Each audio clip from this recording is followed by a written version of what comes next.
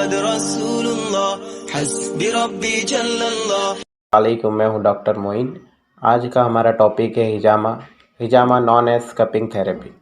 हिजामा ये शब्द सुनते बराबर हमारे दिमाग में कई सवाल आने लगते हैं, जैसे कि हिजामा कराने के क्या फ़ायदे और क्या नुकसान है, कब, कहाँ और शरीर के किन किन अंगों पे हिजामा कराना चाहिए, किसे हिजामा कराना चाहिए और किसे नहीं कराना चाहिए, हिजामा कराते वक्त किस किस बातों का ध्यान रखना चाहिए।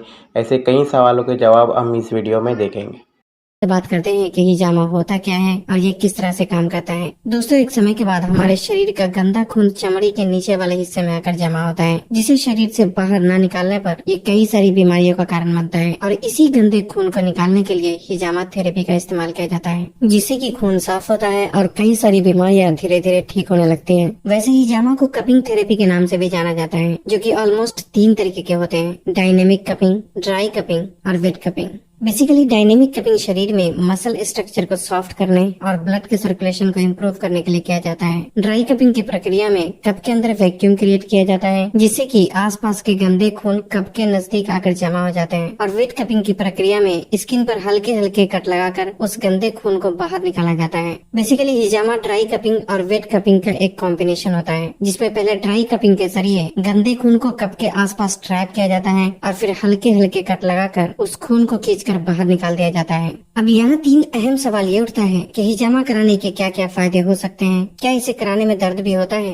और स्किन पर कट लगने की वजह से हुए निशान को मिटने में कितने समय लगते हैं। दोस्तों, हिजामा कराने के अनगिनत फायदे होते हैं, जिसे गिनकर तो बिल्कुल भी नहीं बताया जा सकता, क्योंकि ज्यादातर बीमारी खून में गंदगी जमा होने की वजह से ही शुरू होती है। और हिजामा करने की प्रक्रिया में शरीर के अंदर से गंदे खून को खींचकर बाहर निकाल दिया जाता है, जिससे कि बॉडी में एक हल्कापन महसूस होने के साथ साथ कई सारी बीमारियां भी धीरे धीरे ठीक होने लगती है। जहाँ तक दर्द और स्किन पर आए निशान का सवाल है, तो यहाँ इस बात का समझना जरूरी है कि हिजामा की प्रक्रिया में कट्स स्किन के ऊपरी हिस्से पर ही लगाया जाता है, जिससे कि दर्द भी बिल्कुल ना के बराबर महसूस होता है और कट्स के निशान भी ज्यादातर 1 हफ्ते के अंदर अंदर ही खत्म हो जाते हैं। अब बात आती है कि हिजामा किन लोगों को कराना चाहिए और किसे नहीं कराना चाहिए। दोस्तों, वैसे तो औरत हो या मर्द, पूरी तरह से तंदुरुस्त व्यक्ति भी बॉडी को डिटॉक्स करने के लिए हिजामा करा सकते हैं, क्योंकि वक्त के साथ साथ हर किसी के खून में गंदगी जमा हो ही जाती है, जो कि बाद में कई तरह की बीमारी का कारण बन सकती है। लेकिन खासकर जिन लोगों में स्किन से जुड़ी प्रॉब्लम, जैसे कि एक्ने, पिंपल्स, एक्जिमा, सोराइसिस, बालों का झड़ना या गिरना, लिवर से जुड़ी problem, high blood pressure, high cholesterol, arthritis यानी जोड़ों का दर्द, माइग्रेन, बार बार होने वाला सर दर्द, हार्मोनल प्रॉब्लम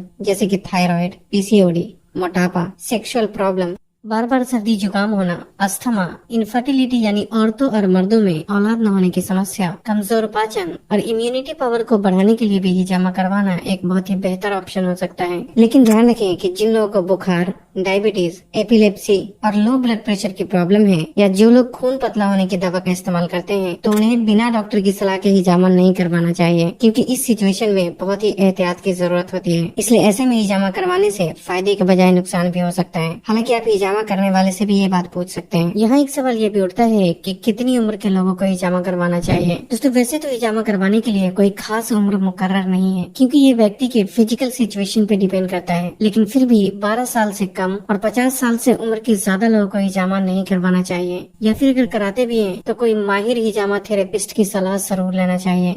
अब बात आती है कि शरीर के किन किन हिस्सों पर हिजामा करवाना चाहिए। दोस्तों, हर अलग अलग प्रॉब्लम के लिए शरीर के अलग अलग हिस्से पर हिजामा किया जाता है। इसलिए आपको जो भी प्रॉब्लम है वो हिजामा थेरेपिस्ट यानी हिजामा करने वाले को बताएं, क्योंकि उन्हें पता होता है कि किस प्रॉब्लम में शरीर के कौन से हिस्से पर हिजामा करवाना चाहिए। अब बात आती है कि कब करना चाहिए। दोस्तों, वैसे तो हिजामा कभी भी कराया जा सकता है, लेकिन सोमवार, मंगल और जुमेरात के दिन को हिजामा कराना सुन्नत तरीका माना जाता है। सबसे पहले ये समझना जरूरी है कि अभी के टाइम में जिन लोगों को हिजामा का हाँ भी नहीं आता, वो भी पैसे बनाने के लिए दुकान खोल कर बैठे हैं। लेकिन आपको हमेशा ही उनसे हिजामा कराना चाहिए जिनके पास हिजामा करने का अच्छा खासा एक्सपीरियंस होने के साथ साथ वो इस फील्ड में माहिर हो। दूसरा ये कि हिजामा करने से पहले आपके मन में जो भी सवाल हो वो हिजामा करने वाले से जरूर पूछें, और साथ ही अपनी मेडिकल हिस्ट्री भी अपने हिजामा थेरेपिस्ट को जरूर बताना चाहिए। और तीसरी बात ये कि आपको वहाँ हिजामा कराना चाहिए जहाँ साफ सफाई का खास ख्याल रखा जाता हो, और स्किन पर कट लगाने के लिए हमेशा ही नए ब्लेड का इस्तेमाल किया जाता हो, क्योंकि पहले से किसी और पर इस्तेमाल किए गए ब्लेड का दोबारा इस्तेमाल करने से ये फायदे के बजाय नुकसान पहुँचा सकता है। दोस्तों, कुछ बातों का हिजामा करने के बाद भी ख्याल रखना बहुत जरूरी होता है, जिसमें हिजामा कराने के बाद कम से कम 24 घंटे तक कट लगाई गई जगह को पानी के संपर्क में आने से बचाना चाहिए, और साथ ही कम